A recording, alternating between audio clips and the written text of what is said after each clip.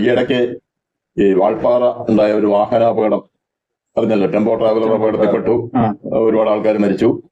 അപ്പൊ അതിനുശേഷം ഏറ്റവും കൂടുതൽ പ്രത്യേകിച്ച് സോഷ്യൽ മീഡിയയിലൊക്കെ വരുന്ന ഒരു സംഭവമാണ് ഈ ടെമ്പോ ട്രാവലർ ഒരു അപകടം പിടിച്ച വണ്ടിയാണ്. അപ്പൊ ഒരുപാട് കാലം ടെമ്പോ ട്രാവലർ ഓടിച്ച ആളെന്നുള്ള നിലയ്ക്ക് എന്താണ് ടെമ്പോ ട്രാവലർ നമ്മളൊരു മാരുതി 800 ഓടിക്കണ പോലെ ഓടിക്കരുത്. അതായത് ഞാനൊരു കാര്യം പറയാം, കാരണം എന്താണെന്ന് വെച്ചാൽ ഇവിടുത്തെ നമ്മുടെ ലൈസൻസിങ് സിസ്റ്റം ഏറ്റവും വലിയൊരു പ്രശ്നമാണ്. ഡ്രൈവിംഗ് സ്കൂളിൽ ഒരു മാരുതി 800 ഓടിച്ച് ലൈസൻസ് എടുത്ത് അത് വെച്ച് നമുക്ക് ടെമ്പോ ട്രാവലറും മിനി ലോറിയൊക്കെ ഓടിക്കാം. അതെ, വാൾപ്പാറയിലെ സംഭവം തന്നെ ആ ഡ്രൈവറുടെ ഏതോ ഒരു പയ്യൻ വാങ്ങിച്ചു ഓടിച്ചു എന്നാണ് ഞാൻ കേട്ടത്. പയ്യനല്ല, സ്കൂൾ മാഷാണ്. ഡ്രൈവിംഗിൽ അത്ര എക്സ്പീരിയൻസ്. അതായത് ടെമ്പോ ട്രാവൽ എന്ന് പറഞ്ഞാൽ ആക്ച്വലി ഏകദേശം ബസ്സിൽ ലോറിയും പോലത്തെ ഒരു വണ്ടി തന്നെയാണ്. ഇത്തിരി ഹെവി ആയിട്ടുള്ള ഒരു വണ്ടി തന്നെയാണ്. അപ്പൊ അതിന്റെ ബ്രേക്കും ഇത്തിരി ഹെവി ആയിരിക്കും, അതിന്റെ സ്റ്റിയറിംഗ് ഇത്തിരി ഹെവി ആയിരിക്കും. പിന്നെ എപ്പോഴും ഈ ഒരു ഇറങ്ങുമ്പോൾ നമ്മുടെ ഡ്രൈവിംഗ് രീതി എന്ന് പറയുന്നത് തന്നെ നമ്മൾ കാറിൽ പലപ്പോഴും അത് അറിയില്ല. പക്ഷെ ഇത്തിരി വലിയ വണ്ടിയിൽ അത് നല്ലോണം നോട്ടീസബിൾ ആണ്. ശരിക്കും ഗിയറിൽ കൺട്രോൾ ചെയ്ത് വണ്ടി ഓടിക്കുക, ബ്രേക്ക് അധികം ചവിട്ടാതിരിക്കുക, അതിനനുസരിച്ചുള്ള ഗിയർ സെലക്ട് ചെയ്യുക, അങ്ങനെ ഒരുപാട് കാര്യങ്ങൾ ചെയ്യാറുണ്ട്. ബ്രേക്ക് ചൂടായി കഴിഞ്ഞാൽ ബ്രേക്ക് കിട്ടില്ല. അത് ടെമ്പോ ട്രാവലർ എന്നല്ല, ഏത് വണ്ടിയാലും കിട്ടില്ല. പിന്നെ അതിലൊരു കാര്യം എന്താ വെച്ചാൽ നമ്മളെ ഡ്രൈവിംഗ് സ്കൂളിന്റെ നമ്മളിവിടെ ഡ്രൈവിംഗ് പഠിപ്പിക്കുന്ന രീതിയും ലൈസൻസ് കൊടുക്കുന്ന രീതിയുടെയും വലിയൊരു പ്രശ്നമാണ്. നമുക്കിവിടെ എന്താണ് ഒരു കാർ എന്ന് പറഞ്ഞാൽ ഒരു ഏച്ചിടണം, റോഡിൽ കൂടെ ഇട്ട് മിക്കവാറും 800 ആയിരിക്കും, 4 ഗിയർ ഇട്ട് കാണിച്ചു കൊടുക്കണം, പാസ്. ശരിക്ക് ഒരു ഹാഫ് ക്ലച്ച് മെത്തേഡിൽ ഒരു വണ്ടി കയറ്റത്തിൽ എടുക്കാൻ പോലും ഇവിടെ മര്യാദയ്ക്ക് പഠിപ്പിക്കുന്നില്ല. ഹിൽ ഏരിയയിൽ പോകുമ്പോഴാണ് എന്റെ അറിയാം വിശേഷം. പുതുതായിട്ട് ഡ്രൈവിംഗ് പഠിക്കുന്ന ഒരാളോട് നമ്മൾ ചോദിക്കുന്നത് സാധാരണ 2 ചോദ്യങ്ങളാണ്. ഒന്ന്, ലൈസൻസ് എടുത്തോ. രണ്ടാമത്തെ, വണ്ടി ഓടിക്കാൻ അറിയോ. ശരിക്ക് ലൈസൻസ് എടുത്താൽ വണ്ടി ഓടിക്കാൻ അറിയണം എന്നാണല്ലോ. പലരുടെയും ചോദ്യത്തിനുള്ള ഉത്തരം ഇതായിരിക്കും, ലൈസൻസ് എടുത്തു വണ്ടി ഓടിക്കാൻ അറിയും. സത്യമാണ്. അപ്പൊ ലൈസൻസിൽ എന്താണ് ടെസ്റ്റ് ചെയ്യുന്നത്? പല കാര്യങ്ങളും കൂടി ശരിക്കും പഠിപ്പിക്കേണ്ടതാണ്. മെയിനായിട്ട് ഞാൻ പറയാം, വണ്ടി ഓടിക്കുന്നതിന് മുമ്പ് പഠിപ്പിക്കേണ്ട കാര്യമുണ്ട്, പാർക്ക് ചെയ്യാൻ പഠിപ്പിക്കണം. മര്യാദയ്ക്ക് വണ്ടി പാർക്ക് ചെയ്യാൻ അറിയുന്ന ആൾക്കാരിന്ന് വളരെ കുറവാണ്. 2 വീലേഴ്സ് ആണെങ്കിൽ കൊണ്ട് എപ്പോഴെങ്കിലും അങ്ങോട്ട് നിർത്തുക, അതിന്റെ അപ്പുറത്തുള്ള വണ്ടിക്ക് എടുക്കാൻ പറ്റുമോ ഇല്ല അങ്ങനെയുള്ള ഒരു നോട്ടവും ഇല്ല. എവിടെ നിന്നോ അവിടെ ഇറങ്ങുന്നതിനിടെ തന്നെ 5 സ്റ്റാൻഡും തട്ടും ആളും. ഈ രീതിയിലൊക്കെയാണ് പലരും പാർക്ക് ചെയ്യുക. ഉത്തരവാദിത്വത്തോടെ പാർക്ക് ചെയ്യാൻ നമുക്കറിയില്ല. അതുകൂടാതെ ലൈൻ ട്രാഫിക് എന്താണെന്ന് റോഡിൽ കുറെ വര കാണും, എന്തിനാണെന്ന് അറിഞ്ഞുകൂടാ. അത് നോക്കി എങ്ങനെ വണ്ടി ഓടിക്കണമെന്ന് അറിയില്ല, ആരും പഠിപ്പിക്കുന്നില്ല. പാർക്കിംഗ് പഠിപ്പിക്കുന്നില്ല, ലൈൻ ട്രാഫിക് പഠിപ്പിക്കുന്നില്ല, ഇനി ഒരു ഹിൽ ഏരിയയിൽ എങ്ങനെ വണ്ടി ഓടിക്കണം എന്ന് പഠിപ്പിക്കുന്നില്ല. ആകെ ടെസ്റ്റിന്റെ ബുക്കിലൊരു ചോദ്യമുണ്ട്, വണ്ടി ഇറങ്ങുമ്പോൾ ഏത് ഗിയറിൽ ഇറങ്ങണം, കയറ്റം കയറുന്ന അതേ ഗിയറിൽ ഇറങ്ങണം. കയറ്റം ചിലപ്പോൾ വേറെ ആരെങ്കിലും ഓടിച്ച് കയറ്റിയത്. ഇപ്പൊ ഈ ടെമ്പോ ട്രാവലർ ഓടിച്ച അങ്ങനെ ഒരു കാര്യം കിടക്കണതിന്റെ കാര്യം ഇതാണ്, എഞ്ചിൻ ബ്രേക്കിംഗ് അപ്ലൈ ചെയ്യാനാണ്. ഇപ്പൊ ഈ അങ്ങോട്ട് പോയപ്പം ട്രാവലർ ഓടിച്ചത് അതിന്റെ ശരിക്കുള്ള ഡ്രൈവറെ, തിരിച്ചിങ്ങോട്ട് വന്നപ്പോൾ ഓടിച്ച ആൾക്ക് അറിയില്ല കയറ്റം ഏത് ഗിയറിലേക്ക് കയറിയതെന്ന്. അപ്പൊ അങ്ങനെയല്ല, ഓരോ ഗ്രേഡിയന്റ് ഇറക്കത്തിനനുസരിച്ച് ഇന്ന ഗിയറില്, അതായത് നമുക്ക് ബ്രേക്ക് ചവിട്ടാതെ കൺട്രോളബിൾ സ്പീഡായിരിക്കും, ആ ഗിയറിൽ വണ്ടി ഇറക്കണം എന്നാലും പഠിപ്പിക്കുന്നില്ല. വണ്ടി കൈവിട്ട് പോണ പോലെ ഉണ്ടാവരുത്. അതിനുണ്ടായുള്ള ഒരു പ്രശ്നം ഞാൻ പറയാം, എനിക്കുണ്ടായ ഒരു പേഴ്സണൽ എക്സ്പീരിയൻസ് പറയാം. ഇത്രയും വലിയ ടെമ്പോ ട്രാവലർ, കാറും ഒക്കെ വിട്ടോ, ഒരു ചെറിയ സൈക്കിൾ, ഒരു ഡിസ്ക് ബ്രേക്കുള്ള സൈക്കിൾ കൊണ്ട് ഞാൻ ചെല്ലിയാൽ മതി പോയാൽ ആദ്യമായിട്ട് പോകുമ്പോൾ. ഡിസ്ക് ബ്രേക്കാണ് എന്ന് വെച്ചാൽ അത്രയും പിടിച്ച അപ്പം നിൽക്കും, അത്രയും സ്ട്രോങ് ആയിട്ടുള്ള ബ്രേക്കാണ്. ഞാൻ മേലെ എത്തി തിരിച്ച് ഇറങ്ങണ വഴിക്ക് ഫുൾ ഇറക്കമാണല്ലോ. അതിന് വഴിക്ക് ഞാൻ സാധാരണ സൈക്കിൾ ഓടിക്കണ പോലെ തന്നെ ഓടിച്ചു. അന്ന് എനിക്ക് ഞാൻ ലൈസൻസ് നിർത്തില്ല, ഈ ഡ്രൈവിംഗ് ഒന്നും അറിയില്ല. 2016 ലൈസൻസ് ഒന്നുമില്ല, വണ്ടി ഓടിക്കാനും അറിയില്ല. അപ്പൊ ഞാൻ സാധാരണ വണ്ടി ഓടിക്കാൻ തന്നിട്ടില്ല, ലാഴ്ച എടുത്തിട്ടേ തന്നിട്ടുള്ളൂ. അപ്പൊ സാധാരണ ഞാൻ വണ്ടി ഓടിക്കണ പോലെ തന്നെ, സാധാരണ നമ്മൾ സൈക്കിൾ ഓടിക്കണ പോലെ തന്നെ നോർമലി ബ്രേക്ക് ഒക്കെ പിടിച്ച്, കുറെ ദൂരം പോകുമ്പോൾ നമ്മളിങ്ങനെ കുറെ നേരം ബ്രേക്ക് പിടിക്കും. അത് സ്ലോ ചെയ്യാനായിട്ട് മാക്സിമം നമ്മൾ ബ്രേക്ക് ഇങ്ങനെ പിടിച്ച ഒരു പകുതി ബ്രേക്ക് ഇങ്ങനെ പിടിച്ചോണ്ടിരിക്കും വരിക. സാധാരണ നമ്മൾ ഇറക്കത്തിൽ അങ്ങനെയാണല്ലോ, ഒരു ഹാഫ് ബ്രേക്കിൽ തന്നെ ആയിരിക്കും. കുറച്ചു നേരം വന്നൊരു വളവ് കഴിയണോ, വണ്ടി എങ്ങനെ പോകണം, ഞാൻ ബ്രേക്ക് ഓടിക്കണോ, വണ്ടി എങ്ങനെ പോകണം, ഡിസ്ക് ചൂടായി. ഞാൻ പിന്നെ ഒരുവിധം കാലൊക്കെ നിലത്ത് വരച്ച് തിരിച്ച് മറിച്ച് ഒരുവിധം കൺട്രോൾ ചെയ്ത് എങ്ങനെയോ നിർത്തി കഴിഞ്ഞ് ഞാൻ ഈ ഡിസ്കിൽ വല്ല ഓയിൽ വല്ലതും ആയതാണോ എന്ന് ഞാൻ ഇങ്ങനെ നോക്കിയതാണ്. ഓയിലാണെങ്കിൽ തുടച്ച് കളയാൻ തൊട്ടപ്പോൾ കൈ ഓൾമോസ്റ്റ് പൊള്ളി, അത്രയ്ക്ക് ചൂടായി. അപ്പൊ എനിക്ക് മനസ്സിലായി ഇത് ചൂടായി കഴിഞ്ഞാൽ ബ്രേക്ക് കിട്ടില്ല. പിന്നെ കുറച്ചു നേരം നിന്ന് ചൂടൊക്കെ പോയി കഴിഞ്ഞ് പിന്നെ ഞാൻ പഠിച്ചു, ബ്രേക്ക് ഒറ്റയടിക്ക് അപ്ലൈ ചെയ്യാതെ പൾസ് ചെയ്ത് അപ്ലൈ ചെയ്യുക. കുറെ നേരം നമ്മളിങ്ങനെ മെല്ലെ ഓടിക്കുക, അത് കഴിഞ്ഞിട്ട് ഒന്ന് ബ്രേക്ക് ഓടിക്കുക, വീണ്ടും കുറച്ചുകൂടെ ഓടിക്കുക, ഒന്ന് ബ്രേക്ക് ഓടിക്കുക. സൈക്കിളിൽ അത് നടക്കുള്ളൂ. അപ്പൊ ഇത്രയും ചെറിയൊരു സൈക്കിൾ പോലും ചൂടായി. അപ്പൊ ഇത്രയും വെയിറ്റ് ഉള്ള ഒരു വണ്ടി ഇറക്കി ഇറങ്ങുമ്പോ അതിന്റെ ബ്രേക്ക് എത്ര ചൂടാവും എന്നൊന്ന് ആലോചിച്ച് നോക്കിയാൽ തന്നെ മനസ്സിലാവുന്നത്. അതാണ് ഒരു പ്രശ്നം വരുന്നത്, ബ്രേക്ക് ചൂടായി കഴിഞ്ഞാൽ അത് ബ്രേക്ക് കിട്ടില്ല. അല്ലാതെ അപ്പൊ വണ്ടിയുടെ സേഫ്റ്റിയെ എന്തെങ്കിലും പ്രശ്നം തോന്നിയിട്ടുണ്ടോ? ട്രാവലർ ഒരുപാട് കാലം ഓടിച്ച ആളെന്നുള്ള നിലയ്ക്ക് ട്രാവലറിന്റെ സേഫ്റ്റിക്ക് എന്തെങ്കിലും പ്രശ്നം പറയാനുണ്ടോ? പുതിയ ട്രാവലറിൽ ABS ഉണ്ട്, പഴയ ട്രാവലറിൽ ABS ഇല്ലാത്ത ട്രാവലറിൽ ഇതൊരു ഹെവി വണ്ടിയാണെന്നുള്ള ബോധം മനസ്സിലുണ്ടാവും. നമ്മളൊരു സഡൻ ബ്രേക്ക് ഇടുമ്പോൾ പോലും നമ്മൾ ട്രാവലറിന്റെ ബ്രേക്ക് എന്ന് പറഞ്ഞാൽ അത്രയ്ക്ക് എഫിഷ്യന്റ് ആണ്. ഈ ഹെവി വണ്ടികളുടെ ബ്രേക്ക് എന്ന് പറഞ്ഞാൽ അത് എഫിഷ്യന്റ്. ട്രാവലറിന്റെ ഹൈഡ്രോളിക് ആണെങ്കിൽ പോലും എയർ ബ്രേക്ക് അല്ല, അത്രയും വെയിറ്റ് ഉള്ള ഒരു വണ്ടിക്ക് കണക്കാക്കിയാണ് നമ്മൾ ബൈക്കോ കാറോ നിർത്തുന്ന പോലെയല്ല. അത് ഫുൾ നമ്മളൊരു ചവിട്ടിയായിട്ട് വണ്ടി അപ്പട്ടം നിൽക്കും. അത്രയ്ക്ക് സ്ട്രോങ് ആണ് അതിന്റെ ബ്രേക്ക് എന്ന് പറയുന്നത്. അപ്പൊ അത്രയും സ്ട്രെങ്ത് ഉള്ള ബ്രേക്ക് ടയറിന് അബ്സോർവ് ചെയ്യാൻ പറ്റിയെന്ന് വരില്ല. കാരണം ഇത്രയും വെയിറ്റ് ഉള്ള വണ്ടിയാണല്ലോ, അതിന്റെ മൊമെന്റം ടയറിന് അബ്സോർവ് ചെയ്യാൻ പറ്റില്ല. അപ്പൊ അത്രയും ബ്രേക്ക് ചവിട്ടുമ്പോൾ നമ്മൾ ഒപ്പം ഗിയറും കൂടെ ഡൗൺ ചെയ്യണം, അല്ലെങ്കിൽ വണ്ടി സ്കിഡ് ആവും. ഏത് വണ്ടിയാണ്? ഞാൻ ട്രാവലർ ഓടിക്കുമ്പോൾ എനിക്ക് ആ എക്സ്പീരിയൻസ് ഉണ്ടായിട്ടുണ്ട്. ഒരു ലോറി പെട്ടെന്ന് എന്റെ സൈഡിൽ കയറിയപ്പോൾ ഞാൻ പെട്ടെന്ന് സഡൻ ബ്രേക്ക് ഇട്ടാണ്, വണ്ടി സ്കിഡ് ആവാൻ തുടങ്ങി. ഞാൻ പെട്ടെന്ന് ഗിയർ ഡൗൺ ചെയ്തു, അവിടെ മറിഞ്ഞില്ല, ലോഡ് ഉണ്ടായിരുന്നു. അന്ന് പഠിച്ചു ഇല്ല, എനിക്ക് അറിയാം ഇത് കുറയുന്നു. പക്ഷെ പെട്ടെന്ന് ആ ലോറി ഇങ്ങനെ കയറിയപ്പോൾ ഞാൻ ബ്രേക്ക് ഇട്ടപ്പോൾ ഞാൻ അപ്പൊ ഗിയർ ഡൗൺ ചെയ്തിട്ടുണ്ടായില്ല. സ്കിഡായി തുടങ്ങുന്ന കണ്ടപ്പോൾ ഞാൻ വേഗം ഗിയർ ഡൗൺ ചെയ്തു. ട്രാവലറിലും അത് ഹെവി വണ്ടിയിൽ എപ്പോഴും അങ്ങനെയാണ്, നമ്മൾ ഗിയർ അതിനനുസരിച്ച് കൊണ്ടുപോകണം. ഇത് പലരും ചെയ്യുക, കാറിലൊക്കെ അത് നടക്കും, പ്രശ്നം വരില്ല. ബ്രേക്കും ക്ലച്ച് ഒന്നിച്ചു കിട്ടും. അങ്ങനെ ഒരു സംഭവത്തിൽ വെയിറ്റ് ഉള്ള വണ്ടിയിൽ ചെയ്തു കഴിഞ്ഞാൽ വണ്ടി അതിന്റെ വഴിക്ക് പോകും. പ്രത്യേകിച്ച് ഒരു ഇറക്കത്തില് വാൾപ്പറിയിൽ അതിനായിരിക്കും സംഭവിച്ചിട്ടുണ്ടാവുക. ഈ ടൂ വീലറിന്റെ ശീലമാണ് പലർക്കും. ടൂ വീലറൊക്കെ അങ്ങനെ ആയാലും വണ്ടി നിൽക്കും. അതെ, കാറ് നിൽക്കും. കാറിനും ബ്രേക്കും ക്ലച്ച് ഒന്നിച്ചു കിട്ടിയ ഒരു പ്രശ്നം വരില്ല. കാരണം ഇങ്ങനെയുള്ള ഹിൽ ഏരിയയിലൊന്നും പറ്റൂല. ഹിൽ ഏരിയയിലും പുതിയ കാറുകളൊക്കെ അത് പ്രശ്നം വരില്ല. കാരണം ABS ഉണ്ട്. ABS ഉള്ള ഒരു വണ്ടിയിൽ ബ്രേക്കും ക്ലച്ച് ഒന്നിച്ചു കിട്ടിയ പ്രശ്നം വരില്ല. അതിന്റെ ബ്രേക്ക് വിട്ട് പിടിക്കും.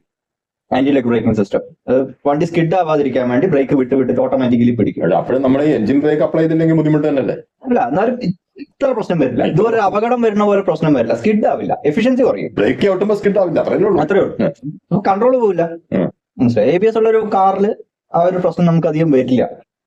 പക്ഷെ അതിൽ അപ്പോഴും ബാക്കി പ്രശ്നങ്ങളൊക്കെ ബാക്കി പാഡ് ചൂടാവാം, കണ്ടിന്യൂസ് ആയിട്ട് ബ്രേക്ക് അപ്ലൈ ചെയ്തോണ്ടിരുന്ന പാഡ് ചൂടാവാം, അത്തരം പ്രശ്നങ്ങളുണ്ട്. എന്തായാലും എഞ്ചിൻ ബ്രേക്ക് അപ്ലൈ ചെയ്ത് വരുന്നത് തന്നെയാണ് അതാണ് ഏറ്റവും സേഫ്റ്റി. അതിൽ പിന്നെ ഒരു ഇലക്ട്രിക് വണ്ടി അതാകുമ്പോ പിന്നെ റീജനറേറ്റീവ് ബ്രേക്കിംഗ് എപ്പോഴും ഓൺ ആയിരിക്കുമല്ലോ. അത് ഇപ്പൊ ഈ ബൈജോന്നേരെ പോലുള്ള പല ആൾക്കാരും പറയുന്നുണ്ട്, അത് പലപ്പോഴും വളരെ അനോയിങ് ആയിട്ട് തോന്നുന്നുണ്ട്. നമുക്ക് പിന്നെ ഇലക്ട്രിക് കാർ ഓടിച്ച് ശീലം ഇല്ലാത്തതുകൊണ്ട്. ഇലക്ട്രിക് സ്കൂട്ടർ ഓടിച്ചാൽ എനിക്ക് ഭയങ്കര ഇഷ്ടമാണ്. അത് എനിക്കിഷ്ടമല്ല. കാരണം നമുക്ക് ബ്രേക്കേ യൂസ് ചെയ്യേണ്ട ആവശ്യമില്ല. എനിക്ക് പലപ്പോഴും പറ്റുന്ന ബന്ധം എന്താണെന്ന് വെച്ചാൽ, ഞാൻ ഈ മുണ്ടെടുത്തോണ്ടാണല്ലോ വണ്ടി ഓടിക്കുന്നത്. ഈ കാറ്റത്തിറപ്പി മുണ്ടെങ്ങാനും ഒന്ന് പറ, അതൊന്ന് പിടിച്ച് നേരെയാക്കാൻ കയ്യെ ആക്സലേറ്റർ ഒന്ന് എടുത്ത വണ്ടി ക്രൂയിസ് കൺട്രോൾ ഓൺ ചെയ്താൽ പുറകാരെങ്കിലും ഒന്ന് അടിക്കാത്ത നമ്മുടെയൊക്കെ ഭാഗ്യം. ക്രൂയിസ് കൺട്രോൾ ഓൺ ചെയ്താൽ ചുരുക്കി പറഞ്ഞ ട്രാവലറിനെ കുറ്റം പറയാന്ന് പറഞ്ഞാൽ ശരിക്ക് കയ്യക്ഷരം മോശമായതിന് പേരെ കുറ്റം പറയുന്ന അവസ്ഥ അതിലേ ഉള്ളൂ. ട്രാവലർ ആണെങ്കിലും ഏത് വണ്ടിയാണെങ്കിലും. അതെ, ട്രാവലർ ശരിക്കും നല്ല ബ്രേക്കിംഗ് ഉള്ള വണ്ടി തന്നെയാണ്. പല ലോറികളിലാണ് പലപ്പോഴും ബ്രേക്ക്, കാരണം ഫുൾ ലോഡൊക്കെ ആകുമ്പോൾ അത്രയും പിടിച്ചു നിർത്താൻ ചിലപ്പോൾ വലിയ വണ്ടി വലിപ്പം കൂടുന്നതോറും എഞ്ചിൻ ബ്രേക്കിംഗ് വളരെ കൃത്യമായിട്ട് യൂസ് ചെയ്യണം. ശരിക്കും ട്രാവലർ നല്ല എഫിഷ്യന്റ് ആയിട്ട് ബ്രേക്കിംഗ് ഉള്ള അത് അത്ര, അതായത് ബസിന്റെ ലോറിയുടെ അത്ര വെയിറ്റ് ഇല്ല, പക്ഷെ ബസിന്റെ ലോറിയുടെയും കണക്കാക്കിയിട്ടാണ് ഒരു ബ്രേക്ക് വെച്ചിരിക്കുന്നത്. ഈ ലോറിക്കും ബസിനും ഒക്കെ നല്ല ഹൈ എഫിഷ്യൻസി ബ്രേക്കാണ്, കാരണം എയർ ബ്രേക്കാണ്. അപ്പൊ അതിന്റെയൊക്കെ പുറകെ നമ്മൾ വണ്ടി ഓടിക്കുമ്പോ പ്രത്യേകം സൂക്ഷിക്കണം. അതായത് അത് നമ്മൾ ബസ് ഓടിച്ചാലേ അതിന്റെ പ്രശ്നം മനസ്സിലാവുള്ളൂ. ലോറി പിന്നെ ഇത്തിരി വെയിറ്റ് ഓടിക്കും, അതേ പ്രശ്നം തന്നെയുണ്ട്. പക്ഷെ ലോഡ് ഉണ്ടെങ്കിൽ അത്ര ഇത് വരില്ല. ബസ്സിന്റെ ബ്രേക്ക് നമ്മളൊന്ന് ചവിട്ടിയാൽ അപ്പട്ട, നമ്മൾ പ്രൈവറ്റ് ബസ്സിലൊക്കെ പലപ്പോഴും പോകുമ്പോൾ അനുഭവിച്ചിട്ടുണ്ടാവും. നമ്മൾ നിന്ന് കഴിഞ്ഞാൽ നമ്മളങ്ങനെ തെറിച്ചു പോകണം പലപ്പോഴും. അത് അതിന്റെ ബ്രേക്ക് അത്ര എഫിഷ്യന്റ് ആയതുകൊണ്ടാണ്. ഡ്രൈവേഴ്സ് പലപ്പോഴും ചെയ്യുക, നമ്മൾ കാറിലാകുമ്പോൾ എന്ത് ചെയ്യും, ഒന്ന് വണ്ടി സ്ലോ ചെയ്യണമെങ്കിൽ ഒന്ന് മെല്ലെ ബ്രേക്ക് ചവിട്ടി ഒരു ഹാഫ് ബ്രേക്കിംഗ് പൊസിഷനിൽ വരും. അങ്ങനെയല്ലേ ചെയ്യുക. ഹെവി അങ്ങനെ പറ്റില്ല. ഹെവി നമ്മൾ ചവിട്ടി വിട്ട് അങ്ങനെ പമ്പ് ചെയ്തടിക്കേണ്ടി വരും, അല്ലാതെ സ്ലോ ചെയ്യാൻ പറ്റില്ല. കാരണം ഫുള്ള് ചവിട്ടിയാൽ അവിടെ നിന്നു. ഇതിന്റെ ഇടയിലുള്ള ഒരു പൊസിഷൻ വളരെ കുറച്ചേ ഉള്ളൂ, അധികം ഇല്ല. സ്ലോ ചെയ്യാന്ന് പറയുന്ന പൊസിഷൻ ഇല്ല. അപ്പൊ ഹെവി വണ്ടി പലപ്പോഴും ബ്രേക്ക് ചെയ്യുമ്പോൾ വണ്ടി ഒരൊറ്റ നിൽക്കലായിരിക്കും. ബാക്കിൽ വരുന്ന നമ്മൾ ചിലപ്പോൾ കയറി അടിക്കും. പലപ്പോഴും സംഭവിക്കാറുള്ളതാണ്. പ്രത്യേകിച്ച് കാറുകളും ബൈക്കുകളും പുറകെ വരികയാണെങ്കിൽ നേരെ പോയി ഇടിക്കും. അത് അവരൊക്കെ പറഞ്ഞിട്ട് കാര്യമില്ല. എപ്പോഴും വണ്ടികൾക്കിടയിൽ ഡിസ്റ്റൻസ് കീപ്പ് ചെയ്യണമെന്ന് പറയുന്നത് തന്നെയാണ്. പക്ഷെ അതൊന്നും, ഇതാണ് ഞാൻ തുടക്കത്തില് പറഞ്ഞ പോലെ, ഇതൊന്നും ഡ്രൈവിംഗ് സ്കൂളിൽ നമ്മളെ പഠിപ്പിച്ചു കൊടുക്കുന്നില്ല, ആരും പറഞ്ഞു തരുന്നു. ബ്രേക്കിംഗ് ഡിസ്റ്റൻസ് എന്താണെന്ന് ഡ്രൈവിംഗ് എക്സാമിന് മുമ്പ് MVD ഒരു ക്ലാസ് എടുത്തിട്ടുണ്ടായിരുന്നു. ലേണേഴ്സ് ടെസ്റ്റ് കഴിയുമ്പോൾ MVD നമുക്കൊരു ക്ലാസ് എടുത്തു തരും. അതായത് ഈ ഡ്രൈവിംഗ് എങ്ങനെയാണ്, അതിന്റെ തിയറി എന്താണ്, ബ്രേക്കിംഗ് ഡിസ്റ്റൻസ് എന്താണ്, ഇതിന്റെ റിയാക്ഷൻ ടൈം എന്താണ്, അതിന് വരുന്ന സമയം എത്രയാണ്, എത്ര ദൂരം പാലിക്കണം, ഇങ്ങനെയുള്ള എല്ലാ സേഫ്റ്റി കാര്യങ്ങളെ കുറിച്ചും ഒരു തിയറി ക്ലാസ് MVD നമ്മൾ അറ്റൻഡ് ചെയ്തിരിക്കണം നിർബന്ധമാണ്. ഏകദേശം ഒരു അരമണിക്കൂർ ക്ലാസ് ആണ്. ആ ക്ലാസ് ഞാൻ അറ്റൻഡ് ചെയ്തതാണ്. അപ്പൊ ഞാനത് മുഴുവൻ ശ്രദ്ധിച്ച് കേട്ടിരുന്നു, മനസ്സിലാക്കി. കുറെ എനിക്കറിയാം, ഡ്രൈവിങ്ങിനെ കുറിച്ച് അറിയാത്ത കുറെ കാര്യങ്ങൾ പഠിക്കുകയും ചെയ്തു ആ ഒരു ക്ലാസ്സിൽ തന്നെ. പക്ഷെ എനിക്ക് ചുറ്റുമുള്ളവരെ ഞാൻ ഇങ്ങനെ ഇടയ്ക്ക് നോക്കുമ്പോൾ ഫോണൊക്കെ നോക്കി ആകാശത്തേക്ക് നോക്കി പട്ടക്കാട്ട് അങ്ങനെ ഇരിക്കുന്നു. ക്ലാസ് എടുക്കുന്നുണ്ട്, ആ ക്ലാസ് ആരും ശ്രദ്ധിക്കുന്നില്ല എന്നുള്ളതാണ്. അല്ല, അതിൽ ശരിക്കും ചെയ്യേണ്ടതെന്ന് വെച്ചാല് ക്ലാസ് എടുത്താൽ പോരാ, ടെസ്റ്റ് ഒക്കെ അതിനെ ബേസ് ചെയ്തായിരിക്കും. അതെ, അല്ലാതെ ജസ്റ്റ് പുസ്തകം പഠിക്കാതെ പുസ്തകം ആ റോഡ് പഠിക്കാൻ സേഫ്റ്റിയെ ബേസ് ചെയ്തിട്ടായിരിക്കണം. ഇതെന്താന്ന് വെച്ചാൽ ആ ക്ലാസ് അറ്റൻഡ് ചെയ്യണമെന്നേ ഉള്ളൂ. അതെ, അതിനെക്കുറിച്ച് എന്തെങ്കിലും അറിയണമെന്ന് പിന്നെ എവിടെയും പറയുന്നില്ല. അറിയുന്നില്ല. തൽക്കാലം അവിടെ പോയിരിക്കും. ചില വീഡിയോകൾ റോഡ് ടെസ്റ്റിന്റെ ഇടയിൽ കൂടെ വൈവ് ചോദിക്കും ചിലര്. അത് പക്ഷെ ഉത്തരം പറഞ്ഞാലും ഇല്ലേലും ലൈസൻസ് കിട്ടും. ലൈസൻസ് കിട്ടും. കാരണം ആ ടെസ്റ്റ് മാൻഡേറ്ററി അല്ല. അല്ല, അതാണ് കുഴപ്പം. ശരിക്കും അതൊക്കെ ചിലര് നമ്മളെ വരട്ടാൻ ചോദിക്കും. അതൊക്കെ ശരിക്കും മാൻഡേറ്ററി ആക്കണം. ആ ടെസ്റ്റിനെ ബേസ് ചെയ്ത് ആ ക്ലാസിനെ ബേസ് ചെയ്തുള്ള ഒരു ടെസ്റ്റ് പാസ്സായാലേ അതെ, ലൈസൻസ് കിട്ടുള്ളൂ എന്നാക്കണം. അങ്ങനെ വന്നു കഴിഞ്ഞാൽ കുറെ കൂടിയൊക്കെ നമ്മുടെ ഡ്രൈവിംഗ് കൾച്ചർ നേരെയാവും. പലരും പറഞ്ഞു കേട്ടിട്ടുണ്ട് ഇന്ത്യയില് ലൈസൻസ് കിട്ടാൻ എളുപ്പം, റോഡിൽ കൂടെ വണ്ടി ഓടിക്കാനാണ് ബുദ്ധിമുട്ട്. അത് പുറത്ത് പല രാജ്യങ്ങളിൽ ലൈസൻസ് കിട്ടാൻ ബുദ്ധിമുട്ട്, വണ്ടി ഓടിക്കാൻ എളുപ്പം. അത് ശ്രീ ബൈജു നേരം എപ്പോഴും പറയാറുണ്ട്, ഇന്ത്യയിൽ വണ്ടി ഓടിച്ച് ശീലിച്ച അതിന് ലോകത്ത് എവിടെ പോയാലും കുഴപ്പമില്ല എന്ന് പറയാറുണ്ട്. അതെ അതെ, അത്രയും റിസ്കി ആയിട്ടാണ്. അതിൽ തന്നെ ഒരു കാര്യമുണ്ട്, അദ്ദേഹത്തിന്റെ പല കാറുകളുടെയും ടെസ്റ്റ് ഡ്രൈവിന് പല സ്ഥലങ്ങളിൽ പോകുമ്പോൾ അദ്ദേഹം തന്നെ കാണിച്ചു തരുന്നുണ്ട്, കേരളമൊക്കെ വളരെ ഭേദമാണ്. ഇതിനേക്കാളൊക്കെ ഭീകരമായിട്ടാണ്. അത് ഈ തമിഴ്നാട്ടിലൊക്കെ ഞാൻ പലപ്പോഴും ശ്രദ്ധിച്ചിട്ടുണ്ട്. ട്രാഫിക് സിഗ്നല് അവിടെ റെഡ് കത്തിക്കൊണ്ടിരിക്കാൻ വണ്ടി അങ്ങ് പോകും. ഞാൻ വണ്ടി നിർത്തുമ്പോ എല്ലാവരും ഇങ്ങനെ നോക്കും, എന്താ കോയമ്പത്തൂർ അടക്കം സിറ്റിയുടെ നടുക്ക് അവിടെ പോലീസ് നോക്കി നിൽക്കുന്നുണ്ടാവും. വേറെ നമ്മുടെ വണ്ടിയിൽ പോയാൽ അപ്പ പോലീസ് പിടിക്കും. കേരള രജിസ്ട്രേഷൻ കണ്ട് അപ്പ പിടിക്കുന്നത് വേറെ കാര്യം. അതേസമയം മറ്റവനൊന്നും അവിടെ സിഗ്നൽ റെഡ് ആയി എന്നുള്ള ഭാവമേ ഇല്ല. അപ്പുറത്ത് നിന്ന് ഗ്രീൻ ആയിട്ടുണ്ട്, അവിടെ നിന്ന് ഒരു വണ്ടി വന്ന് കയറുന്നുണ്ടാവും, ഇവ അങ്ങോട്ട് പോകും. പ്രത്യേകിച്ച് വലിയ വണ്ടികൾ. അതുപോലെ 4-5 ആൾക്കാരൊക്കെ ആയിരിക്കും ഒരു TVS മോപ്പഡില്. ഓവർലോഡൊന്നും ഒരു വിഷയമേ അല്ല. ഒരു മോപ്പഡില് മിക്കവാറും 4 ആള്, 4 ആള് ഒരു 2 കൊട്ടയും കാണും. ഓട്ടോറിക്ഷയിൽ 10 ആളാണ് മിനിമം കണക്ക്. അതിന്റെ സീറ്റിലും കൂടാതെ ആ ബൂട്ട് സ്പേസിലും. ബാക്കിലെ ഡോർ അങ്ങോട്ട് തുറന്നിടും, ആ ബൂട്ട് സ്പേസിൽ കുറെ ആൾക്കാർ അങ്ങനെ നിരന്നിരിക്കും. എന്നിട്ട് പോലീസിന്റെ മുമ്പിൽ കൂടെയാണ് ഈ പോകുന്നത്. അതിൽ വേറെ ഇന്ന് ഞാൻ കണ്ടിട്ടുള്ള ഈ റോഡിൽ കൂടെ ഓടുന്നതിൽ ഏറ്റവും അപകടം പിടിച്ച വണ്ടിയാണ് ഓട്ടോറിക്ഷ. എന്തുകൊണ്ടാണെന്നറിയോ? അതിന്റെ ബ്രേക്ക് അത്ര എഫിഷ്യൻസി ഉള്ളൂ. അതുകൊണ്ടാണ് അതിന്റെ സ്പീഡ് ലിമിറ്റ് 40-50 ഒക്കെ പറയുന്നത്. ബൈക്കിന്റെ ബ്രേക്ക് തന്നെയാണ്, ബൈക്കിന്റെ അതേ ബ്രേക്കാണ്, ബൈക്കിനേക്കാൾ വലിയ വണ്ടിയാണ്. എന്നിട്ട് ഇത് പോകുന്നതാ 40 കിലോമീറ്റർ ലിമിറ്റ് പറയുന്ന അവിടെ അത് പോകുന്നത് 60 രൂപ. അങ്ങനെ ചെല്ലും, ബ്രേക്ക് ഇടും, കിട്ടില്ല, വണ്ടി എവിടെയെങ്കിലും കൊണ്ട് ഇടിക്കും, അല്ലെങ്കിൽ സ്കിഡ് ആവും. ഏറ്റവും അപകടം പിടിച്ച സാധനമാണ്. പിന്നെ സീറ്റ് ബെൽറ്റ് അങ്ങനത്തെ സാധനം. അതും കൂടാതെ സിഗ്നൽ കാണിക്കുക എന്ന് പറയുന്ന ഒരു പരിപാടിയേ ഇല്ല.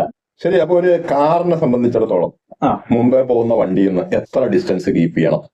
അത് ശരിക്ക് അന്ന് എനിക്ക് MVD ക്ലാസ് എടുത്തോളം ഞാൻ പറയാം, അതിനൊരു ഫോർമുല ഉണ്ട്. ശരിക്കും നമ്മൾ എത്ര സ്പീഡിലാണോ പോകുന്നത്, അതും നമ്മുടെ റിയാക്ഷൻ ടൈം എന്ന് പറഞ്ഞ സംഭവമുണ്ട്. അതായത് ഒരു സാധാരണ മനുഷ്യൻ നമ്മുടെ കണ്ണ് ചിമ്മണ ടൈം അത് 1/10 സെക്കൻഡ് ആണ്.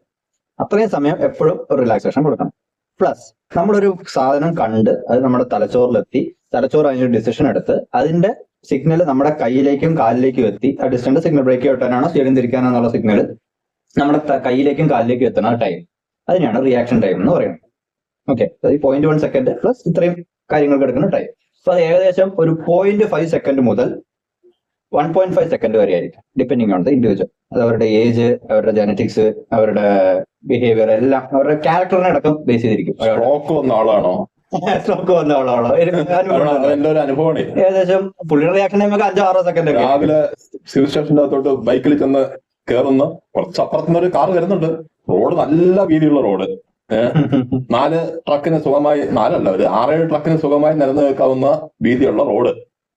അവൻ നേരെ നമ്മുടെ നേരെ കൊണ്ടുവന്ന് ഇടിക്കുമെന്ന് ആര് വിചാരിച്ചു? എന്നിട്ടാണ് അതിൽ വിശേഷം എല്ലാവര് മഹതി ഇറങ്ങി വന്ന് പറയാണ്, ഒന്നും വിചാരിക്കരുത്, അത് സ്ട്രോക്ക് വന്ന ആളാണ്. അപ്പൊ ഇങ്ങനെയുള്ള ആളെ കൊണ്ട് തന്നെ വണ്ടി ഓടിപ്പിച്ചതെന്നുള്ളത് പിന്നത്തെ കാര്യം. ഇപ്പൊ ഈ റിയാക്ഷൻ ടൈം എന്ന് പറഞ്ഞ സമയം, അപ്പൊ ഒന്ന് ആലോചിച്ച് നോക്കുക, നമ്മുടെ വണ്ടി ഒരു ഫോർ എക്സാമ്പിൾ ഒരു 36 km/h സ്പീഡിലാണ് പോകുന്നത് വിചാരിച്ചു. അതായത് 1 സെക്കൻഡിൽ അപ്പൊ വണ്ടി 10 മീറ്റർ ദൂരമാണ് പോകുക.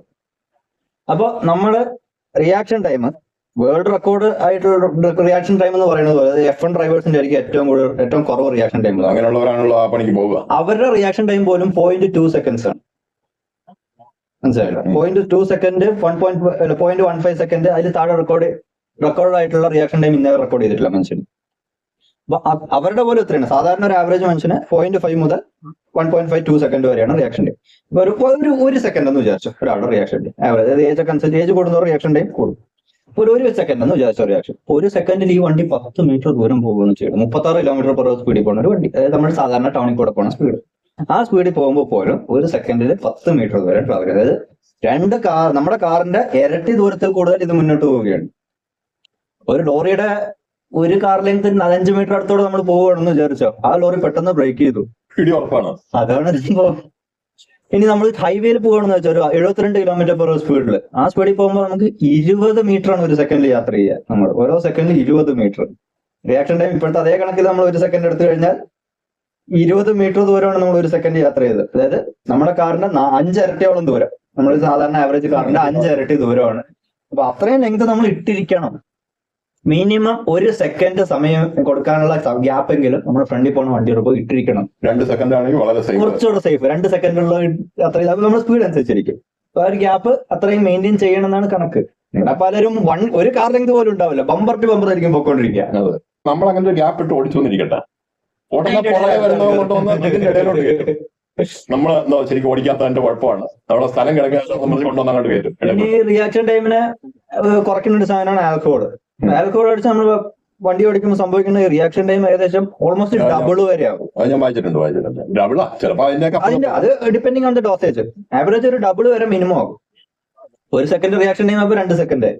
ഡ്രഗ്സും ഇതേപോലെ തന്നെ. ഈവൻ പുക വലിച്ചിട്ട് വണ്ടി ഓടിച്ചാൽ പോലും ഇതേപോലെ പ്രശ്നം വരും. അത് പിന്നെ ഒന്ന് ഉറക്കം, നമ്മൾ സ്ലീപ്പി ആയിരിക്കുമ്പോൾ നമ്മൾ റിയാക്ഷൻ ടൈം കൂടും. ചിലപ്പോൾ റിയാക്ഷനേ ഉണ്ടാവില്ല. പോയിക്കാറുണ്ട്. അത് ഈ ഇടയ്ക്ക് എന്റെ ഒരു സുഹൃത്ത് പറഞ്ഞൊരു കാര്യമാണ്. ഓട്ടോ ഡ്രൈവറാണ്, മറ്റേ ലോഡിംഗ് ഓട്ടോറിക്ഷ. അവൻ KSRTC ബസ് സ്റ്റാൻഡിന്റെ അപ്പുറത്ത് വണ്ടി റോഡ് സൈഡിൽ നിർത്തിയിട്ടിരിക്കുക. ഒരു കാർ വന്നു ബാക്കില് ഒരു അടി അടിച്ചു. ഇവന് കാര്യമായിട്ടൊന്നും പറ്റിയില്ല, കാരണം ലോഡിംഗ് വണ്ടിയല്ല, നല്ല ഹെവി ആയിട്ടുള്ള ഇതാണുള്ളത്. കാറിന്റെ ഫ്രണ്ട് മുഴുവൻ തകർന്നിട്ട് വന്ന് നോക്കുമ്പോ അതിന്റെ ഓടിക്കുന്ന ആളിങ്ങനെ ഇരിക്കുന്നുണ്ട്. അറിഞ്ഞിട്ടില്ല എന്തെങ്കിലും സംഭവിച്ചു എന്നുള്ളൊരു ഭാവമേ ഇല്ല. വണ്ടിയിൽ നിന്ന് പുറത്ത് ഇറങ്ങുന്നില്ല. അല്ല, സംഭവം നല്ല ലെവലായിരിക്കും. പുറത്തിറങ്ങിയാൽ ചിലപ്പോ കാല് നില തുറക്കുന്നുണ്ടാവില്ല. എന്തായാലും അങ്ങനെ കുറച്ചു നേരം ഇറങ്ങും. ഇവൻ ഇറങ്ങി പുറകെ പോയി നോക്കി, അവന്റെ വണ്ടിക്ക് കുഴപ്പമൊന്നുമില്ല. അപ്പൊ